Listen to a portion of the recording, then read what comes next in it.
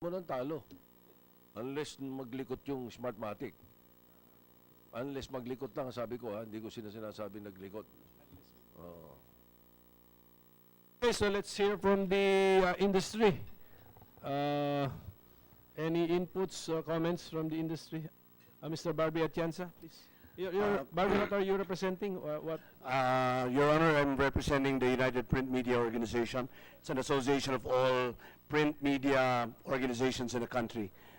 And as far as the UPMG is concerned, three of us are also represented here on its private capacity: Philippine Daily Inquirer, Manila Bulletin, and the Philippine Star.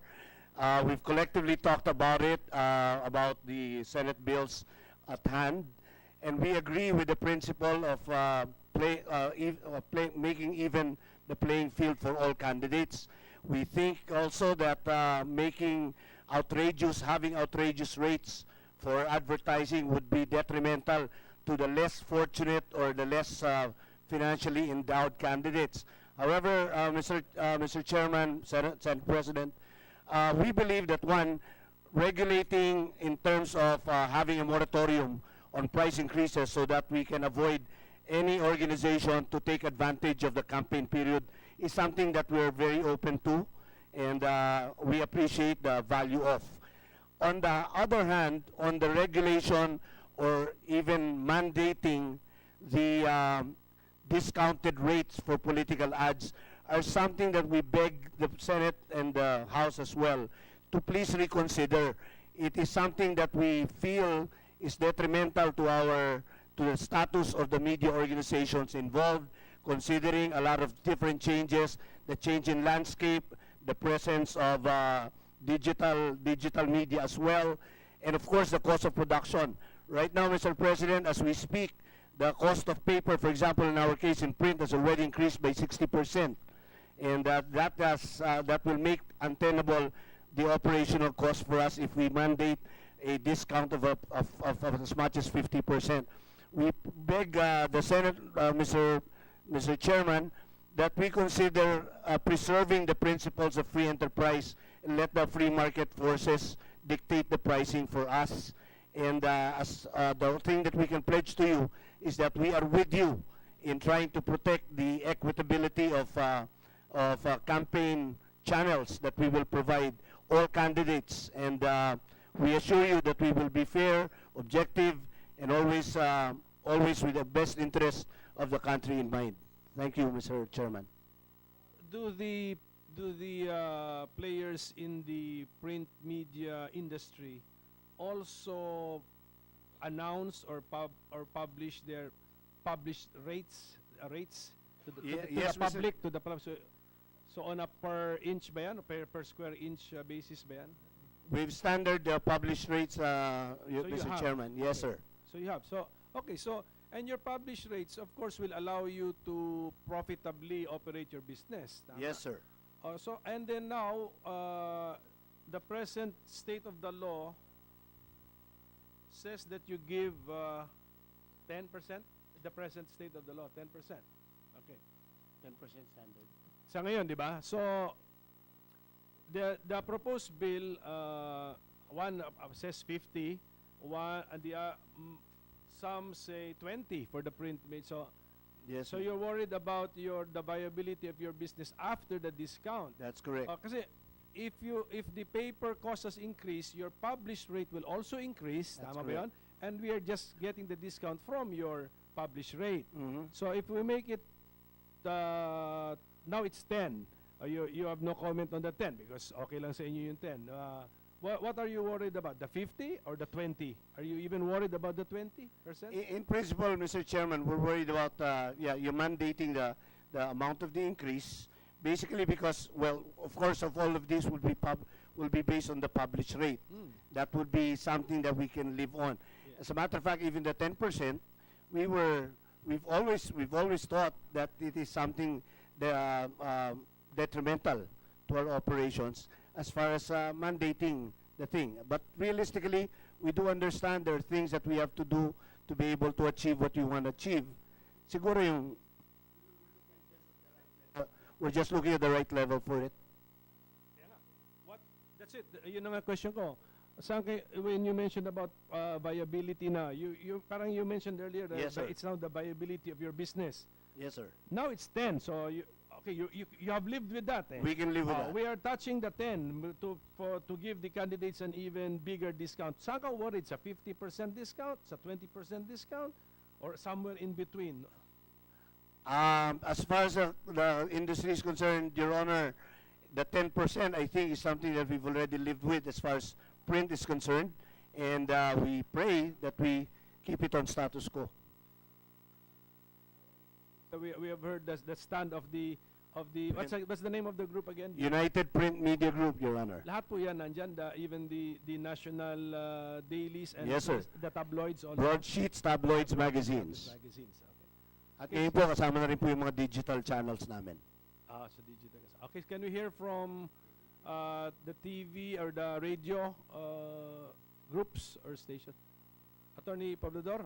Yes, good morning, Mr. Chair, and to the members of this committee. I come with a prepared statement, so I'd like to request permission for me to read the statement. Okay. Sir, go ahead, sir. So this is a statement of support, really, for the policy impetus behind the effort to amend.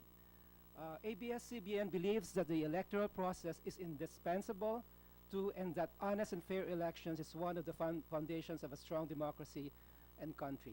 In this regard, an informed electorate is essential to selecting and electing public officials who have the people's best interests at heart and who will be selfless public servants.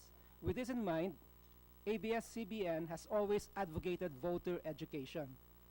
Through its news programs and special features, including debates, discussions of issues, and airtime for COMELEC's information and dissemination, ABS-CBN provides television and radio programming at no cost to the government or candidates that keeps its audience abreast of their rights as voters and informed of the qualifications, platforms, and track record of candidates.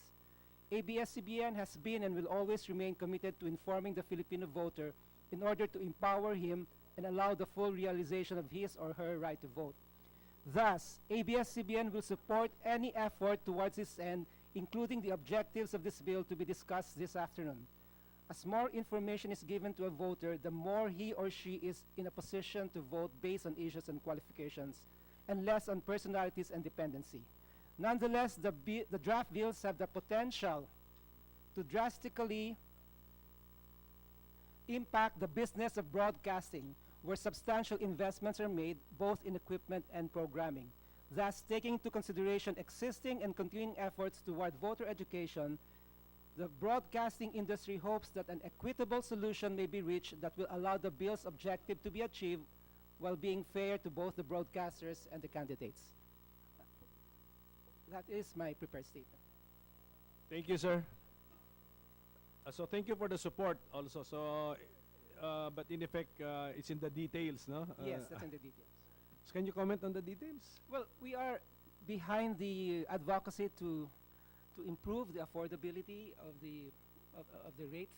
So I believe that the discussion should now go to the technical working group in order to come out with the best and reasonable rates for the To increase. get to that, Yes, sir. Mr. Chair, with your permission, to get to that, how much in the 2016 elections on prime time? How much did a 30-seconder cost 30 seconds. on prime time? I don't have that information, but I believe the bill itself would include a statement of those facts, Your Honor.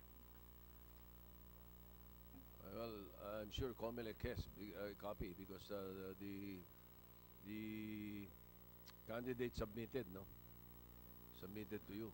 The information that the Senate President is requesting was submitted to our campaign finance office, Mr. Chairman. I think we might have the information here. Let me just confirm. Can you give us Yes, sir. how much the rates were Yes, sir. on prime time, on Channel 2, Channel 7, Let me just find Channel out. sir. 5? Did COMELEC have any difficulty in monitoring compliance with this provision of the law? Sir, the monitoring of COMELEC was via submissions by the broadcast entities of their reports to us. So it was a standard procedure that they would send the receipts over to us regularly. So wala namang kami problema.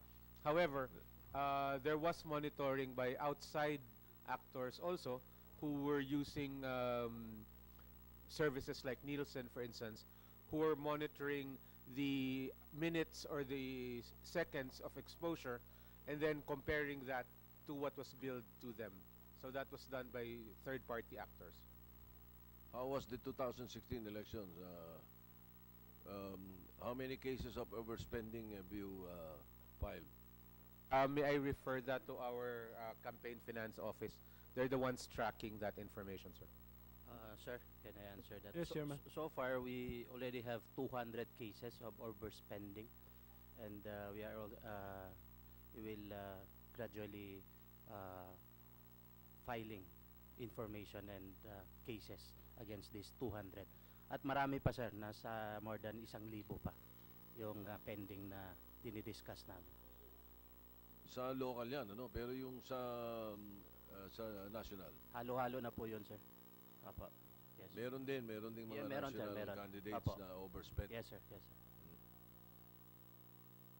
No, alam ko yung monitoring ng COMELEC is number 1 sa airtime kung lumampas, and then sa bottom line kung lumampas sa but ang tanong ko kasi is monitoring the compliance of the media entities with the discount.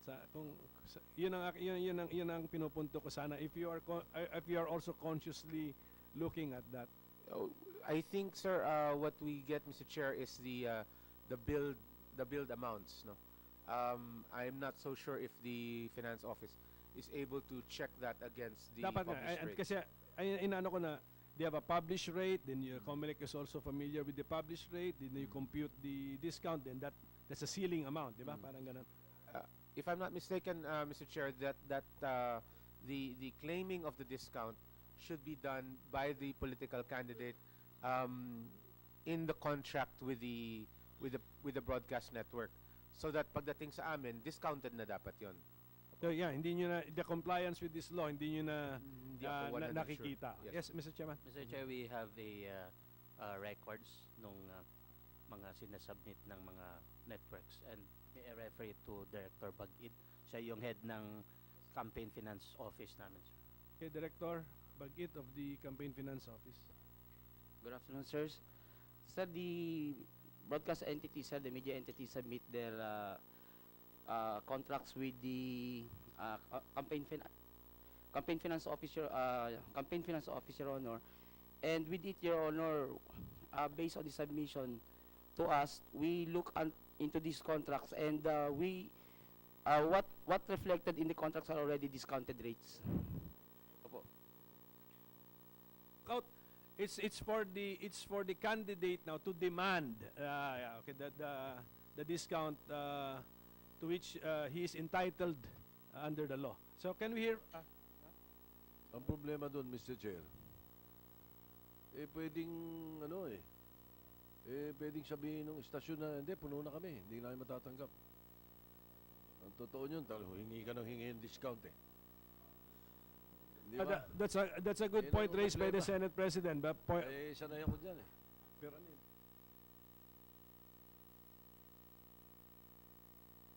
Malapit yun doon sa issue na na i-demand ko yung discount, ayaw akong bigyan. Hindi ba? Sabihin, puno na kami.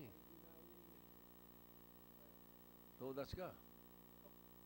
Can I request the COMELEC to look into that angle nga Yes, sir. na gano'n na tama nga may this kandidato may entitled sa discount on paper, but in reality I cannot get the airtime that I can now afford because of the discount, because Yes, sir. sasabihan ako na wala na, fully booked Yes, ang sir. airtime. So can we Pag-usapan namin, sir.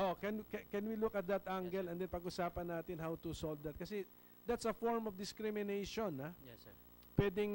They can open up time slots discounted to favored candidates, and then Puno na. sa iba sasabihin puno na. Pero that's beyond the scope of the pending bills, kasi ito discount lang. But Very good point, Mr. Senate President. You opened our eyes to this one. Bakit may karanasan ba kayo, sir? Ma- Mr. Chairman. Matagal na ako sa broadcast, Mr. Chairman. Ano? Yes, Secretary Coloma. Mr. Chairman, dun sa obserbasyon ng Senate President no, na maaring mas puno yung ating mga kapatid sa broadcast. Eh sabi ho ng mga kasama ko dito, sa amin yun na ipasa sa print. Mas marami kaming space. Kaya lang po, kailangan i-consider din sa kasalukuyan, may limit po doon sa batas o sa COMELEC rules na up to 1/4 page lang po yung aming at 3 times a week lang po. So, may limitation sa amin. Kung ililift po yun, mas marami talagang space na available. Pwede, Mr. Chair. I think we should study that. Para lumakas yung mga print. Kasi hindi exorbitant ang presyo eh. Hindi exorbitant. Yung frequency man lang. Yung frequency. Kung hindi man yung size, yung frequency. Di ba? Alisin yung limit. Thank you for that input, Secretary. Yes, Director Jimenez again. Mr. Chair, I'd also like to point out that most of the bills, they don't touch on online advertising either. So, we saw in 2016 how effective online activities were. Baka for 2019, we might be looking at an environment na mas relevant ng online advertising pa than it was before. But it's not regulated at all. So, that might be something that the committee would like to look into. Well, that is very, shall I say, virgin territory. Because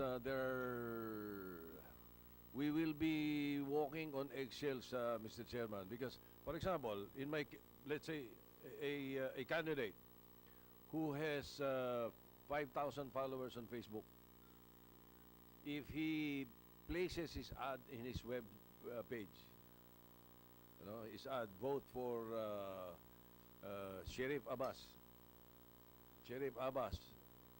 for mayor, or let's say for senator, and his 5,000 followers repost it or share it. How can we control the number?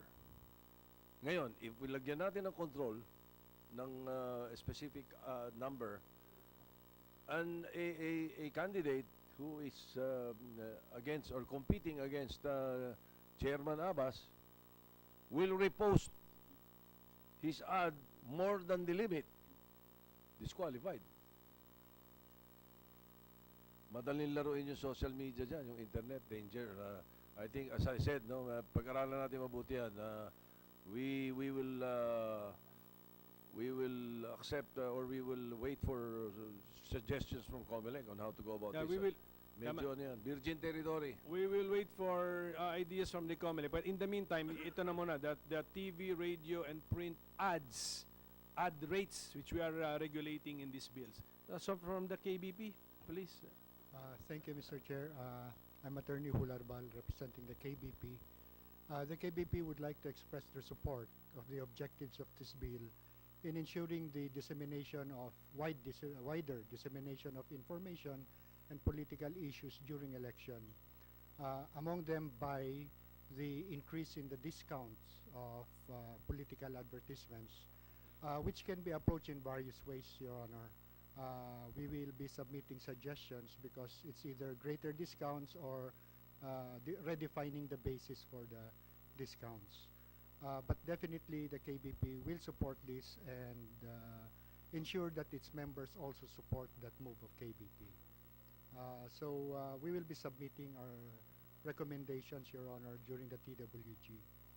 By the way, in response to the observation that the candidate must ask for a discount, actually the law requires the network to give the discount. So it need not be asked by the candidate, Your Honor. But it is true that there are limitations on available commercial time. Actually, with or without the election, the industry has already set a limit to advertising time. So we run the possibility of violating that self-regulatory imposed limit unless maybe